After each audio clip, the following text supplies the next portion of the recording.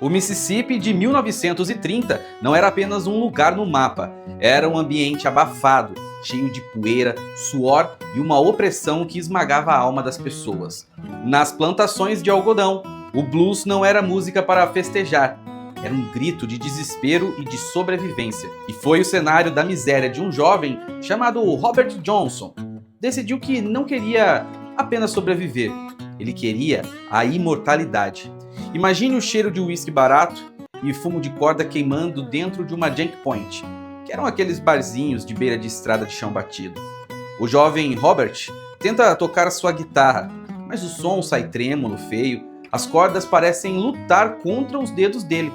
Son House, o grande mestre do blues daquela região, olha para ele, ri da cara dele e diz: "Garoto, largue isso aí e vá colher algodão, você não tem dom." Robert abaixa a cabeça com vergonha, sai pela porta de madeira rangendo e desaparece na névoa daquela região por exatos 6 meses. Guarde bem esse tempo na sua cabeça. 180 dias. Quando ele retorna para Banks Place, na cidade de Robbinsville, o silêncio que toma conta do lugar, logo na primeira nota dele, é de cair o queixo. Ele não estava apenas tocando melhor, ele estava usando um jeito de dedilhar as cordas tão absurdo que normalmente exigiria anos e anos de estudo em uma faculdade de música. Ele sabia fazer a guitarra soar como 3 instrumentos ao mesmo tempo. Ele fazia a linha do baixo, o ritmo e o solo sozinho. Como um músico ruim domina o controle desse corpo e dessa mente em apenas 6 meses. Eu sou o Fernando Covre e hoje vamos dissecar o dossiê Robert Johnson. Vamos analisar o laudo médico de sua morte bizarra, os documentos que sumiram e o lugar exato da estrada onde tudo aconteceu. Você quer a verdade por trás do Clube dos 27? Se inscreva agora aqui no canal, deixe seu like. O arquivo está aberto.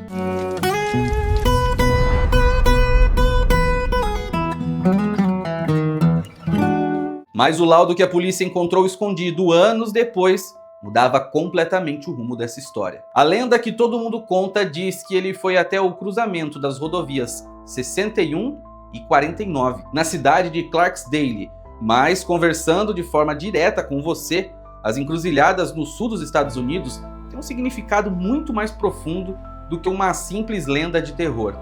Elas vêm com crenças antigas sobre Legbas ou Exus, divindades que cuidam dos caminhos e que foram trazidas pelos escravizados. São os donos dos portais entre o nosso mundo e o mundo espiritual. Se a gente analisar a gravação de música Crossroad Blues, percebe um detalhe técnico. Robert usa uma afinação chamada Open D, ou Sol aberto. Naquela época, o povo da roça chamava isso de afinação do diabo. Mas por que esse medo? Porque ela permitia que você usasse um pedaço, um gargalo de garrafa de vidro no dedo, para fazer com que as cordas chorassem e imitassem então a voz humana sofrendo. É um som que mexe direto com a nossa cabeça, causando um desconforto e um arreio estranho. Dizem que bem à meia-noite daquele dia, um homem muito alto, de pele retinta e vestindo um terno impecável, apareceu do nada no meio do cruzamento deserto. Ele não disse uma única palavra, apenas pegou a guitarra Gibson L1 de Robert, afinou o instrumento de um jeito que as cordas pareciam vibrar sozinhas no escuro e a devolveu para o garoto. A partir daquele minuto, Robert Johnson não era mais um homem comum. Ele era um canal de outra força. Nas apresentações, Robert passou a tocar sempre de costas para o público. Muitos diziam que era apenas timidez, mas outros músicos juravam que era para esconder os olhos dele, que ficavam vermelhos enquanto tocava. Ou pior de tudo, para que ninguém visse as mãos das sombras ajudando seus dedos a formarem os acordes impossíveis no braço da guitarra. É a partir deste minuto que a linha entre o que a mídia divulgou e o que realmente aconteceu se divide. Chegamos em agosto de 1938. Robert está no topo, tocando como ninguém, mas a mente dele está completamente destruída. Ele vive fugindo de cidade em cidade sem parar em lugar nenhum. Em suas próprias letras, como na música Hellhound on My Trail, que significa cão do inferno na minha cola, ele descreve o som de cachorros do além latindo atrás dele. Isso não era poesia, meus amigos. Era o relato de alguém em puro surto de perseguição, sabendo que o tempo dele estava acabando. Ele estava tocando em um bar chamado Three Forks, perto da cidade de Greenwood. O dono do bar descobriu que Robert estava de caso com a esposa dele e preparou uma armadilha. Ele serviu uma garrafa de uísque aberta para o músico. Outro mestre do blues, Sonny Boy Wilson, que estava ali junto, bateu na mão de Robert e avisou: "Nunca beba uma garrafa que você não viu abrir, Robert." A garrafa estava batizada com estricnina, um veneno de rato terrível misturado com naftalina. A estricnina causa espasmos e convulsões atrozes no corpo. Robert não morreu rápido. Foram 3 dias de uma agonia infernal. As pessoas que estavam no local relatam que os músculos da costa dele se contraíam com tanta violência que o corpo formava um arco perfeito no chão, sustentado no ar apenas pelos calcanhares e a cabeça. Os detalhes mais assustadores: o veneno paralisa as cordas vocais e os espasmos do pulmão faziam que os únicos sons que saíam da boca dele parecessem latidos de um cão raivoso. O certificado de óbito de Robert Johnson ficou escondido e desaparecido por 30 anos. Quando finalmente encontraram os papéis, a causa da morte estava totalmente em branco. Ninguém fez autópsia. O corpo de um dos maiores gênios do mundo foi enterrado em uma cova rasa, sem nome, debaixo de uma árvore de carvalho. Como se alguém quisesse apagar a existência dele da história.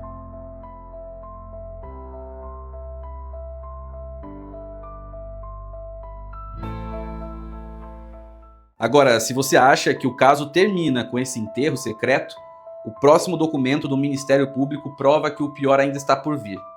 Analisando os fatos, Robert Johnson foi o paciente zero, o primeiro de todos a inaugurar o sinistro Clube dos 27. Anos depois, nomes como Brian Johnson, Jimi Hendrix, Janis Joplin, Jim Morrison, Kurt Cobain e Amy Winehouse morreram exatamente com a mesma idade no topo do sucesso. E todos eles bebiam diretamente da fonte e do blues de Robert. Seria apenas uma tendência psicológica para os excessos da fama?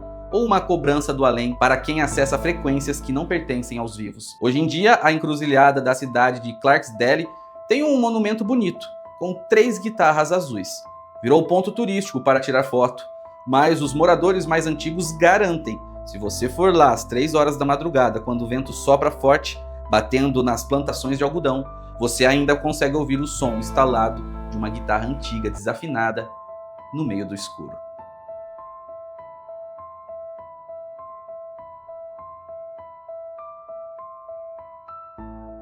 Robert Johnson gravou apenas 29 músicas na vida inteira, em 2 sessões improvisadas dentro de um quarto de hotel, e foi o suficiente para mudar a história da música para sempre. O talento dele foi o resultado de treinar de forma obsessiva por 18 horas por dia. Ou será que ele realmente encontrou algo sobrenatural naquela estrada deserta? Comente aqui a sua teoria. Quero saber de você, o que você acha. Eu sou o Fernando Cove, e este dossiê agora está encerrado.